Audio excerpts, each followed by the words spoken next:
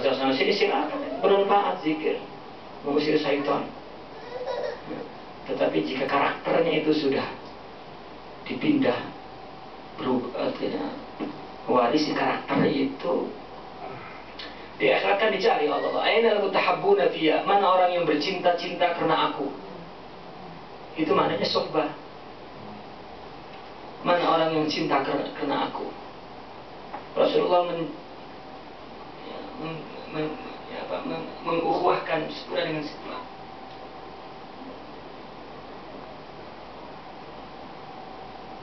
Bahkan sohbah itu mempunyai syafaat yang besar.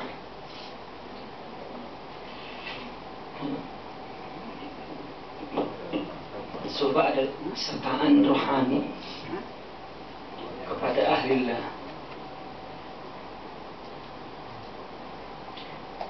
Kan ada sabab al-jazab ila al-hilahiyah.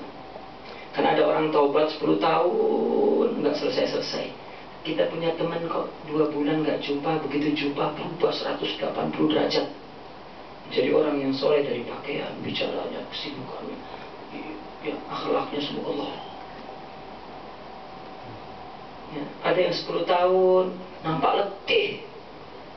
Dia mau bertaubat itu letih. Sudah berapa kali pakai beli baju jalabiyah nggak selesai-selesai tobatnya. Sorbannya sudah banyak kali dipakai, nggak selesai-selesai tobatnya. Ikut mengaji sana, pindah sini, mengaji sini, nggak sampai-sampai. Dia masih mengira amal bukan Allah. Tapi ada orang 2 bulan, 3 bulan berubah langsung. Itu adalah jadab. Jadab itu Allah yang menarik. Dan di dunia ini segala sesuatu ada sebabnya. Sebab jadab ilahiyah yang paling utama itu suhbah.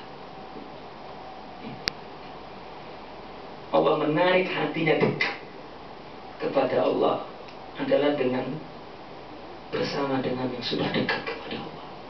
Kun ma'allah fa in lam takun ma'allah kun ma'aman ma'allah fa innahu yusiluka ilallah. Bersamalah Allah, jika tidak bersamalah dengan orang yang sudah bersama Allah, nanti dia yang mengantarkanmu ke Allah. Itu sebab jadab ilahiyah adalah suhbah. Mencintai orang yang diduga oleh kita soleh dan betul-betul soleh. Untuk melihat orang soleh, kita ini mesti menginginkan Allah, ingin soleh. Kalau kita nggak ingin Allah, maka nggak melihat orang soleh. Susah juga ya. Susah. Maka jid sidqan tajid mursyidah. Jujur ingin Allah, Allah bagi musibah. Allah bagi mursyidnya. Contoh begini, ada orang boleh buat ukir-ukir macam ini kan. Kita sebut bakat, memang sudah dari sananya. Dia boleh buat. Ada yang boleh buat karena dia belajar. Dua-duanya boleh. Tapi yang satu dari belajar sungguh-sungguh, yang satu dia memang sudah bakat. Ada orang yang tidak bakat, tidak belajar. Tapi dia mau boleh buat ini, tak boleh. Tetapi jika orang sudah bakat belajar, itu yang disebut jadab. Jadab itu bakat wahbi Allah bagi. Tetapi pun terkadang kita diperintah oleh guru, coba kau tak tahu bakatnya apa, coba kau coba buat ini sampai kau tahu apa bakatnya, kan ada perintah. Berarti kita mau jadab Allah itu macam mana? Boleh zikir, boleh baca, boleh, tetapi menurut pengalaman tajribah para aulia, sebab untuk munculnya jadab bakat itu adalah suhbah. Makanya setiap pekerjaan, anak yang tidak atau sebelum dia belajar, dia selalu jadi membantu orang ahli itu sendiri, orang yang hebat itu, profesor. Ya, ikut-ikut dulu lah. Misalnya ada di bengkel kereta atau apa, dia sebelum belajar ikut-ikut, tengok, cepat itu. Oh, ini langsung. Kalau memang dia bakat langsung ada. Kalau yang bakatnya ada, bakat itu boleh digali dengan bergaul dengan ahlinya, dengan orangnya maksudnya. Pas itu suruh belajar, hebat. Ya. Itu tajribah, artinya pengalaman yang dialami oleh aulia. Tetapi seorang mursyid, ketika murid itu, artinya ketika dia disuhbai oleh orang, maka metode yang handal yang digunakan oleh syaikh murabbi agar dia dekat, zikir. Zikir juga. Tetapi kalau tidak suhbah, maka dia tidak tahu zikir mana yang harus dilakukan. Ya, karena orang semua minta zikir untuk uang, nggak ada untuk Allah.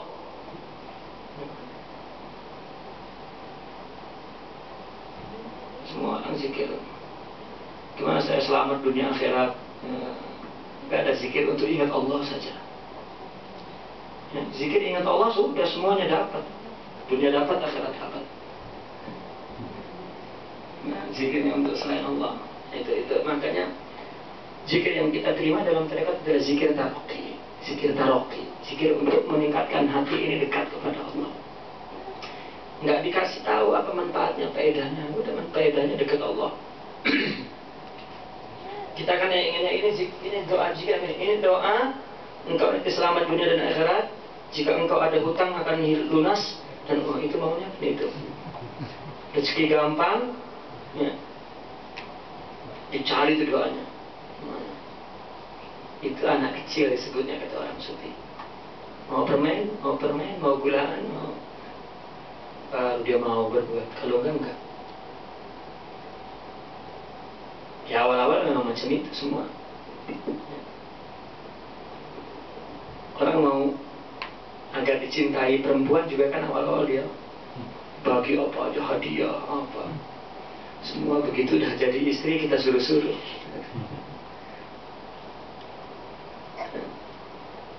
Allah.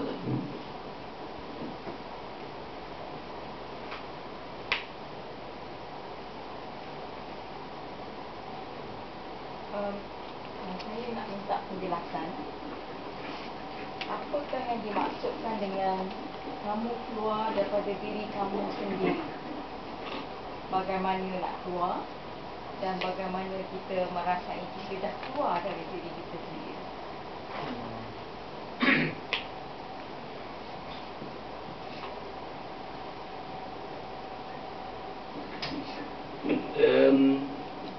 Bab ini sudah kita jelaskan kemarin. Tapi tak. Saya tidak datang.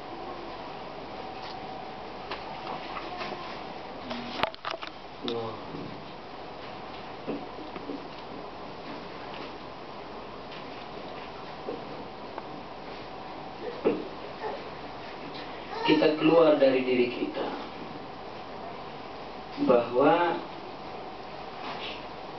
ini jawabannya pertama kita coba untuk membuat soalan. Kita ada atau tidak? Itu soalannya. Ada atau tidak kita ini?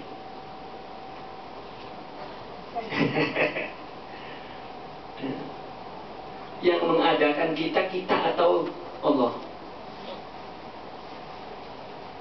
Allah. Ada zat kita. Setelah itu keluar sifat dari kita, melihat, mendengar, hidup, merasa. Bahkan sifat-sifat yang kita sebut akhlak, sifat sempurna namanya, sabar, ridho, syukur, itu keluar dari zat kita atau dari Allah?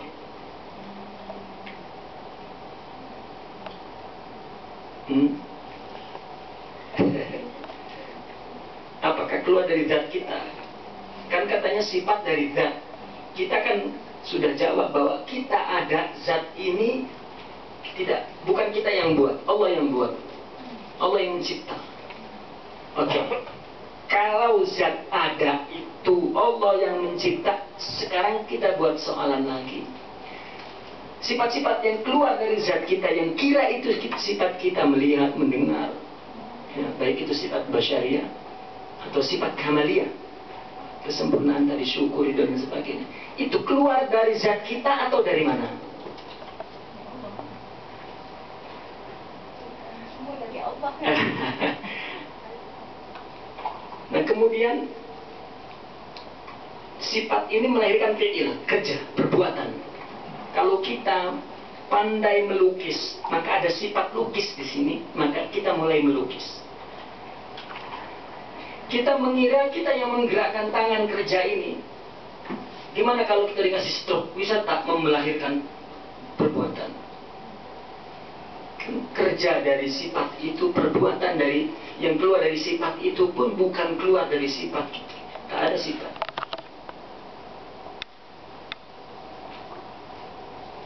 Sifat kita mau berjalan ada dalam diri kita, mau berjalan, tapi dikasih stroke nggak mampu berjalan, karena bukan kita yang menciptakan perbuatan.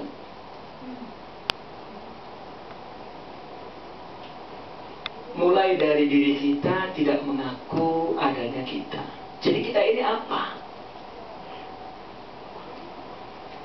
Kalau tidak katakan tidak, artinya kita katakan ini Allah. Oh mana? Ini kok saya dan lemah saya ini. Tetapi kalau kita katakan kita tidak menguasai sama sekali, tidak memimpin sama sekali, semuanya kehendak Allah.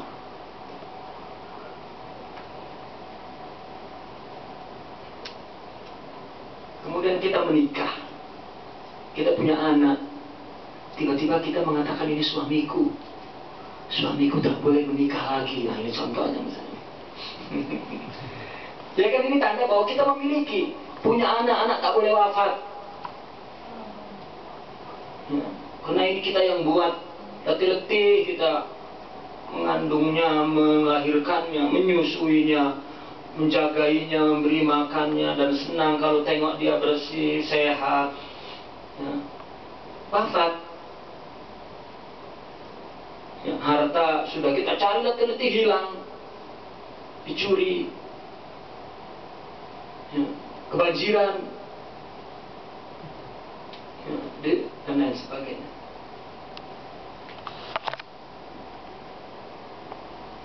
Allah seorang yang, artinya Allah itu maha memberi karunia. Ketika Allah menciptakan, maka Allah nisbahkan kepada kita. Itu tanda bahwa maha besar. Orang yang sangat dermawan ketika bagi, udah itu udah milik kamu, bukan milik saya, milik kamu sudah. Allah pun ketika bagi apa-apa, mulai bagi ada, sampai bagi sifat, sampai bagi kita sifat bisa berbuat, sampai bagi apa-apa yang ya, dinisbatkan kepada kita, harta kita, mata kita, ada, semua kita. Lupa kepada Allah, padahal itu adalah semua kita. Padahal kita mulai dari ada sampai semua sifat, dan ada anak, istri, suami, harta, itu ciptaan Allah semua. Kalau dicabut satu persatu hilang, nggak ada kitanya. Sifat melihat kembali ke Allah melihatnya, sifat ada kembali ke ada Allah, sifat mana kita? Seperti ini saya ciptakan handphone, misalnya saya ciptakan. Di dalamnya ada televisi, di dalamnya ada telepon. Kalau saya ambil satu persatu teleponnya, divisinya, kalkulatornya, semua apa ini? Bahkan ada saja itu dari kita. Kalau adanya pun kita hilangkan, mana kita? Tetapi kalau sudah jadi begini, ya, dibikin oleh Allah unsur pengakuan kita. Ini yang membuat manusia kecewa, karena dia lari kepada dirinya, bukan lari kepada Allah. Orang setelah tua mengatakan, ya Allah, ternyata semua dari Allah. Kita pun nggak tahu matinya bila, apa semua Allah yang dia menyerah. Nah itu namanya dia keluar dari dirinya.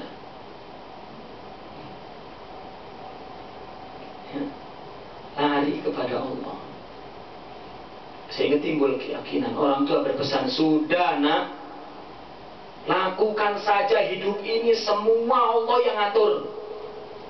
Ketika masih muda nggak bilang begitu. Kenal Allahnya pas sudah tua, sudah stroke, baru. Di akhirat nanti ketika ditanya oleh Allah, semua jawab. Kita terkejut dulu, loh kok mata semua. Rasanya di dunia ini kita yang mimpin, kita yang mukul, kita yang mau lihat, kita yang mau mendengar. Setelah di akhirat ternyata nggak dapat kita pimpin semua ini. Gitu. Sebetulnya sejak sekarang ini bukan kita, Allah. Tapi Abdul Qadir dalam kitab Futhul Ghaib, saya sering cerita ini. Sayyidina Abdul Qadir berkata, ada orang stroke sampai matanya berkedip pun stroke, tak mampu, tapi hidup. Sifat itu ada dalam dirinya, sifat mengambil, melihat, mendengar, tapi sifat bergerak, tapi nggak bisa dia pakai, nggak bisa dia lakukan. Orang, kata Sayyidina Abdul Qadir, itu orang secara zahir itu dalam musibah. Kata Sayyidina Abdul Qadir, dia dalam rahmat yang paling tinggi. Kenapa? Merasakan makrifat, merasakan adanya Allah. Maka kata Sayyidina Abdul Qadir ditanya, engkau kenal kekuasaan Allah dan engkau tidak ada kekuasaan sama sekali, apa nunggu di akhirat atau stroke? Ya udah, sehat-sehat begini tapi jauh kita merasakan Allah. Itu yang dimaksud keluar dari diri kita. Keluar kan bahasa logika, bahasa fisik, bahasa. Tapi yang dimaksud adalah rohani. Keluar itu merasakan kebesaran Allah kepada kita. Mulai dari adas dan sifat-sifat basariah ini sampai sifat-sifat kamaliyah ini semua dari Allah. Merasakan betul. Sehingga ketika datang musibah, ya, seorang sufi ketika istrinya degil, bukan tiba-tiba, memang engkau ini dari dulu aku tahanmu. Suami kurang ajar. Kok dari dulu saya tahan, saya memang dari dulu kau ini degil. Kalau aku tak sabar dari dulu sudah. Kok ada orang menyimpan dari dulu ya. Ya Allah, waliyahzubillah. Kecewa sekali kan kita, oh ternyata abang ini dari dulu tak cinta kepada saya. Padahal yang sering begitu perempuan, bukan laki-laki. Tak ada, nggak ada. Ya, itu karena dia lari pada dirinya. Ya, kalau dia lari kepada Allah, sudah Allah saja. Nggak ada yang membahayakan kita. Nggak ada. Orang sufi mengatakan tidak ada orang jahat di dunia ini. Yang ada adalah orang tengah menjalimi dirinya sendiri. Bukankah orang berbuat jahat kepada orang lain, dia menjalimi diri sendiri? Karena orang mati, orang rugi, orang semua itu adalah kena takdir Allah. Ya. Oh tapi sebab dia, ya sebab supaya kita boleh menerima dari Allah. Kalau nggak langsung, sekarang kita tidur tanpa ngantuk, langsung tidur, matilah. Orang yang tengah bawa kereta langsung tabrak terus. Kan ada sebab dulu. Jadi orang boleh mengambil pelajaran dari Allah, takdir. Kan sempat kata takdir. Kalau nggak ada sebab, langsung Allah ngasih musibah, lah udah nggak ada pelajaran lagi. Tapi dari sebab. Dan sebabnya pun dari sesama kita. Itu sebetulnya pelajaran semua agar engkau keluar dari dirimu dan dari orang lain. Gak ada, semua Allah. Karena katanya keluar dari orang lain iman naik, keluar dari dirimu yakin naik.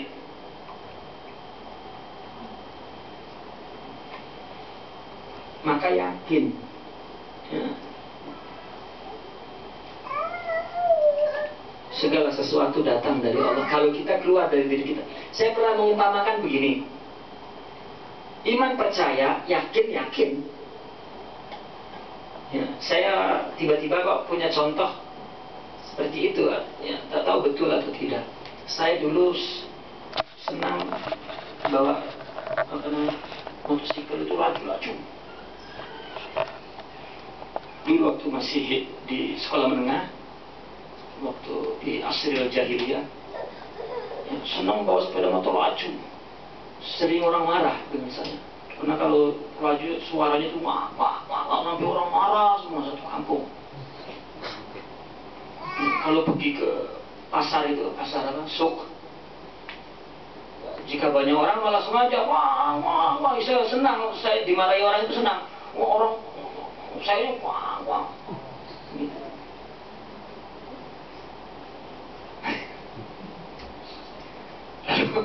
Lalu satu ketika ada anak gangster itu ajak balap lomba.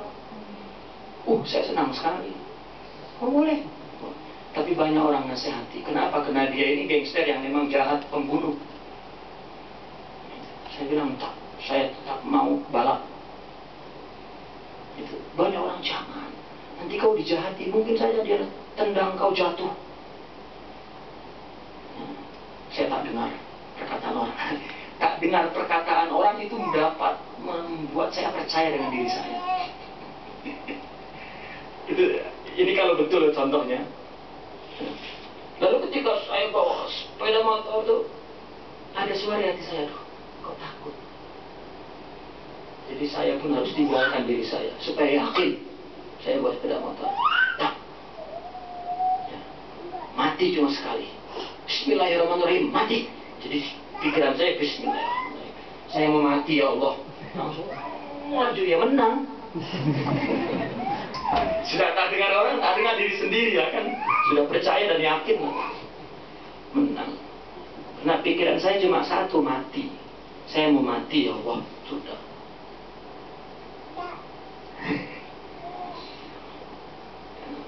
Meskipun akhirnya motornya hancur. Saya membuat ilustrasi seperti itu, meskipun ini ilustrasi yang salah, tetapi ada hal yang menghalangi kita. Pertama, di luar diri kita, kedua kita. Seperti kebaikan, suara kebaikan menghalangi keburukan, suara keburukan menghalangi kebaikan. Ini contoh dalam perilaku, tetapi ini bukan itu yang kita ceritakan. Selain Allah, makhluk, ciptaan, dan kita ciptaan. Kita ini ciptaan yang sempurna, terdiri dari unsur-unsur. Kita seperti makanan kan ada, atau obat ada komposisinya, terbuat dari ini sekian peratus, ini sekian peratus, ini sekian peratus, ini sekian peratus, ini sekian peratus, ini sekian peratus. Kita itu terdiri dari ada, hidup, bentuk, melihat, mendengar, merasa, terus. Kalau dicopot satu persatu hilang, diambil satu persatu tak ada kita. Tapi ketika disatukan, kita merasa bahwa ini kita, ini kita, ini kita. Sampai